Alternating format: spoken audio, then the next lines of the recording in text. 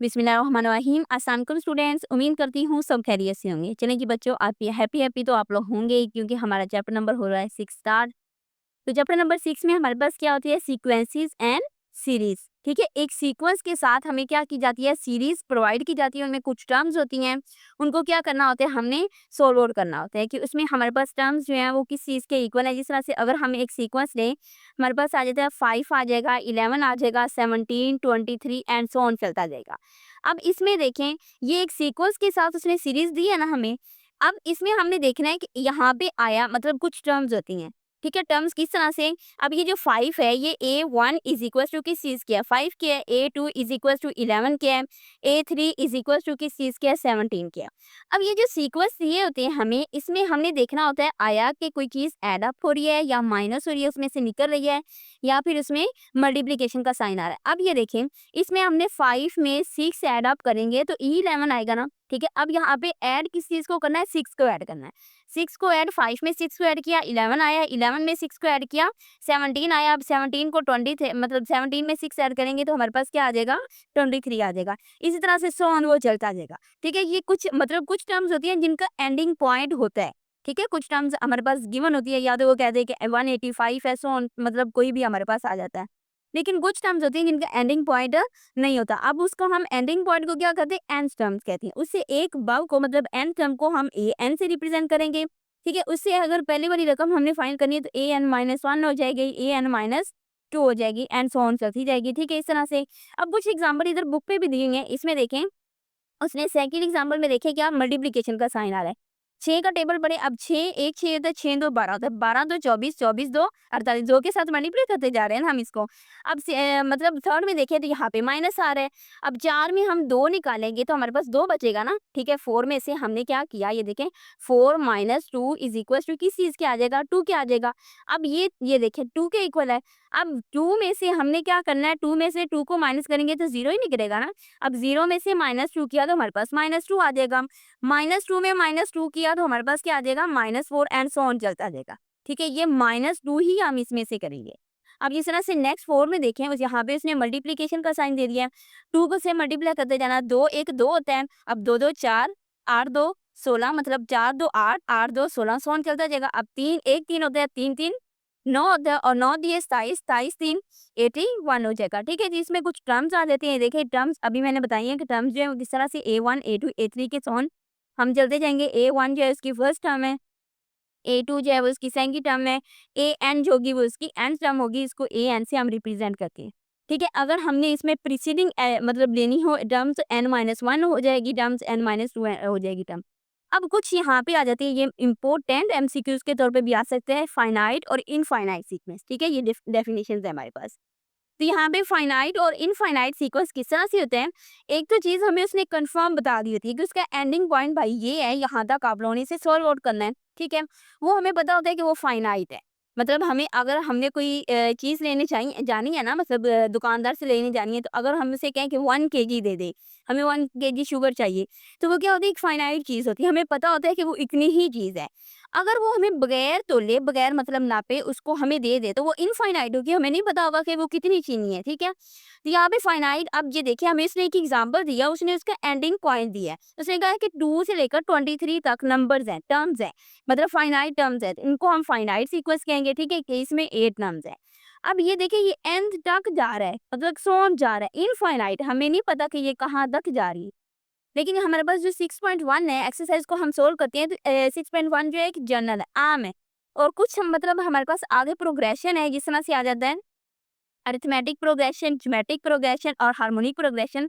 ये 6.2, 6.3 और 6.4 में हम क्या करेंगे, इसको सॉल्व आउट करेंगे। तो हम 6.1 को सोल्व करते हैं। इसको किस तरह से सोल्व करना है हमने, इसमें देखें, उसने कुछ हमें सीक्वेंस दी होगी, कुछ टर्म्स दी होंगी, उसको हमने क्या करना है, सोल्व आउट करना है। अब ये देखिए क्वेश्चन नंबर 1 को, क्वेश्चन नंबर 1 में इसने क्या किया, उसने कहा find the next 4 terms of each sequence. अब उसने हमें एक सीक्वेंस गिवन दे दिया, उसने कहा कि इससे नेक्स्ट 4 टर्म्स आप लोगों ने क्या करनी है, फाइंड करनी है।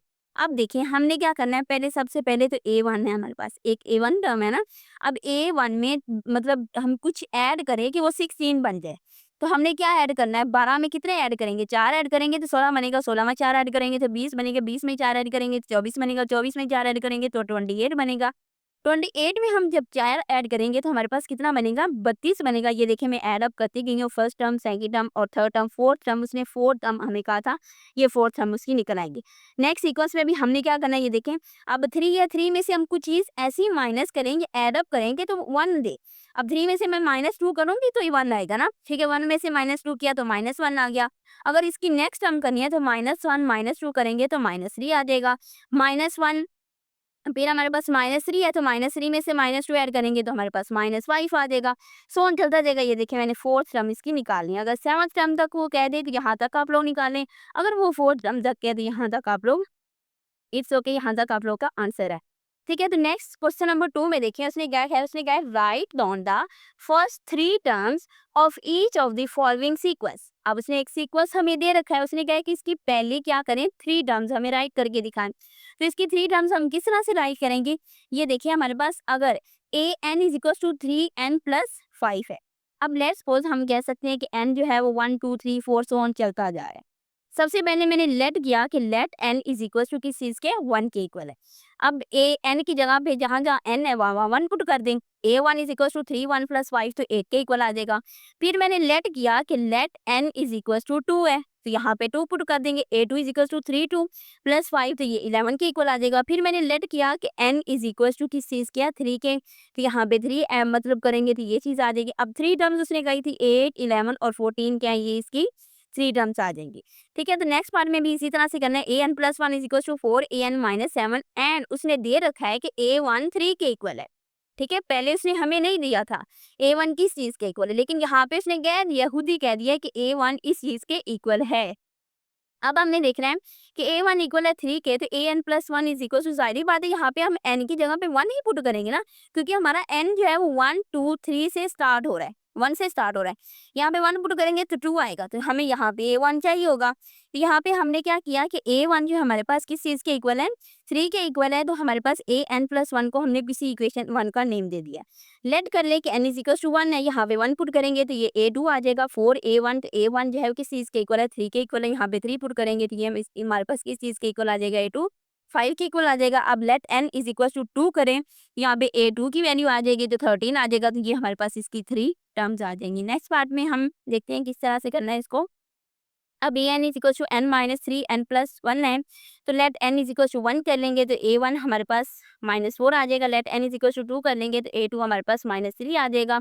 Let n is equal to 3 करेंगे तो जहाँ जहाँ पे n है वहाँ पे हम 3 पुट करते जाएंगे तो ये 0 क्या आ जाएगा। फर्स्ट 3 टर्म्स हमारे पास -4 -3 और 0 आ जाएंगे।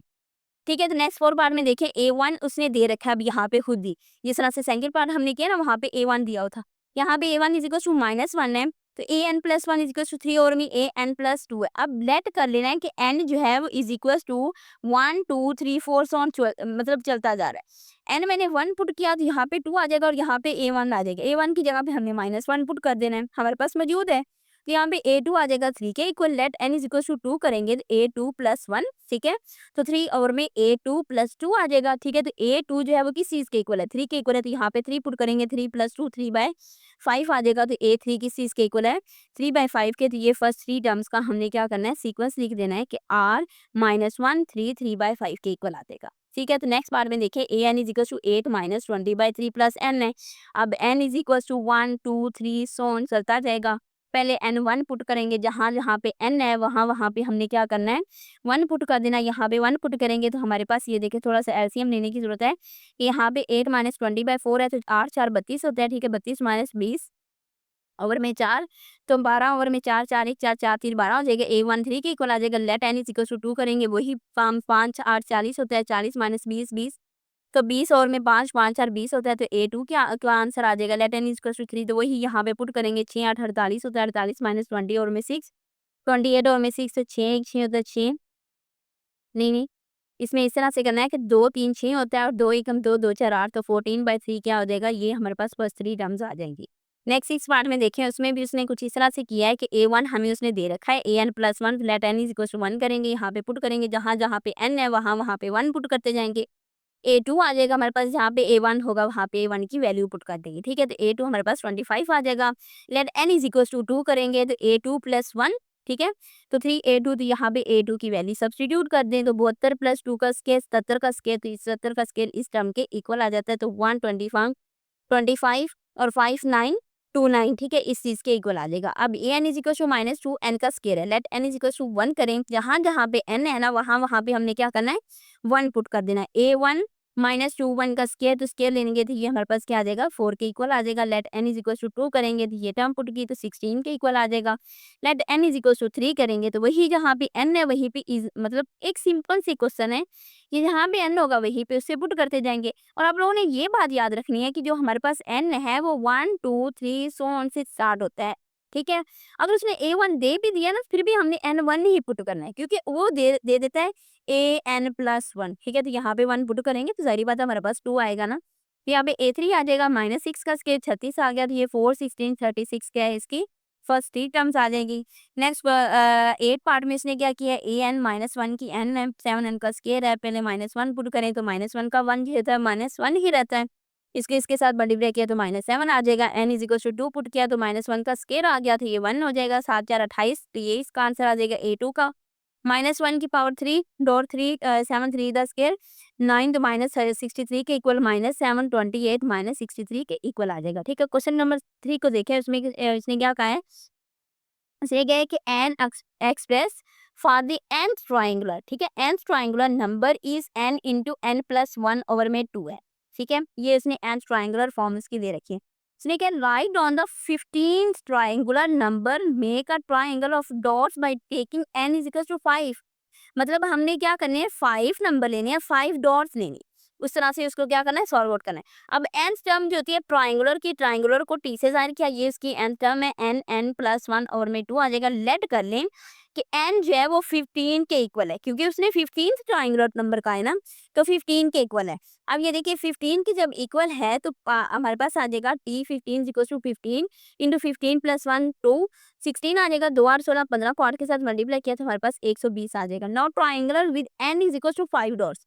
अब ये देखिए पहला डॉट यहाँ पे हमने क्या किया राइट मतलब ड्रा कर ली, दूसरा डॉट यहाँ पे, तो इसी के सामने हमने यहाँ पे डॉट ड्रा करना है, ठीक है। 3 डॉट आ गया। अब यहाँ पे उसने कहा है कि यहाँ पे एक ड्रा करेंगे डॉट, और यहाँ पे हमने क्या करना है इस तरह से 5, ये देखिए जिस तरह से मैंने 2 2 4 और 1 5 ड्रा किए, इधर से 2 2 4 और 1 5। अब यहाँ से 2 2 4 और 1 5, और ये हमारे पास 3 क्या है 2 ट्राइंगुलर उसने ड्रा कर दिए, ठीक है। इस तरह से हमने इसको ट्राइंगुलर को ड्रा कर दिए। अब right on the end term of each of the following sequence, her sequence का एंड टर्म लिखें।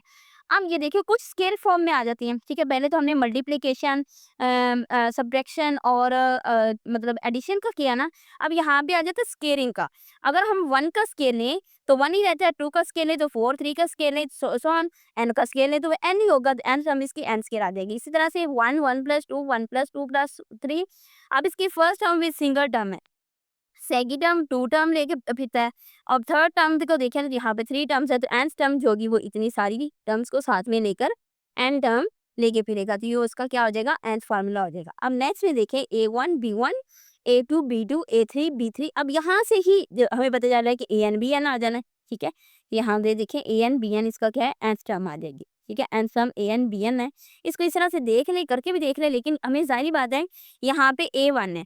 ये देखिए मैंने पहले भी बताया ना कि n इज इक्वल होता है 1 2 3 सो ऑन चलता जा रहा है।